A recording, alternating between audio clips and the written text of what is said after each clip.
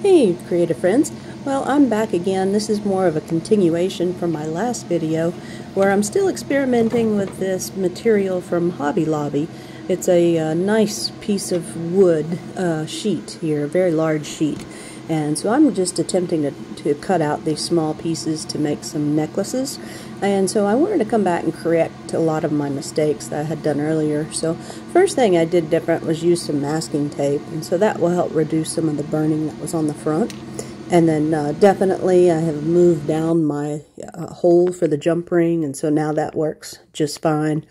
And I did do a little bit darker engraving. I bumped the power up to about 30%, which was double from before, and then it did engrave twice, and it looks great, although this did come from kind of a a little bit dirtier piece of the wood there with the natural grain going through. I don't really like that. If I had planned it, I would have picked a different sheet, different part of the sheet to begin with. But anyway, that gives you some of the natural wood grain. And then I've been experimenting with using different things for stains, and I love watercolor. Watercolor is a great stain for leather and for wood.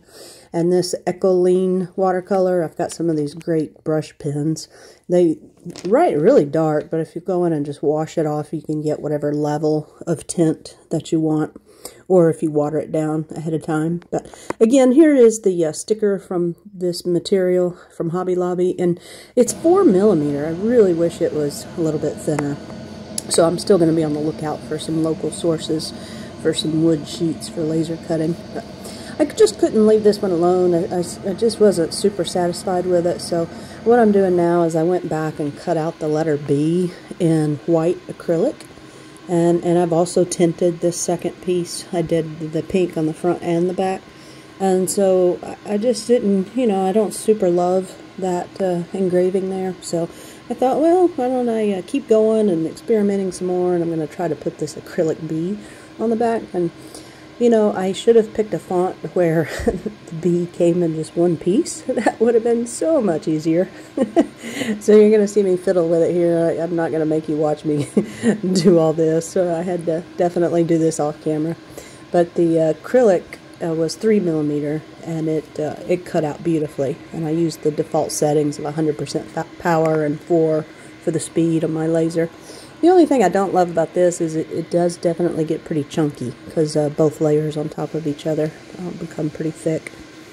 So to make this a little bit easier to glue up, I put the pieces back in that in their default location there, and put a piece of tape over them, and then tried to gently pull it out so that the B was arranged perfectly for me. And that little trick worked pretty well. So had some tape and put some glue on the back and stuck it down and let it dry for several hours.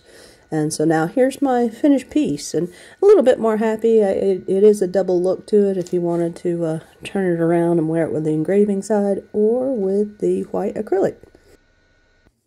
So I'm a bit happier with it now, and I just hope that it helps encourage you to just keep trying things until you find something that you really like. You might surprise yourself. Alright, thanks so much for watching. Talk to you later.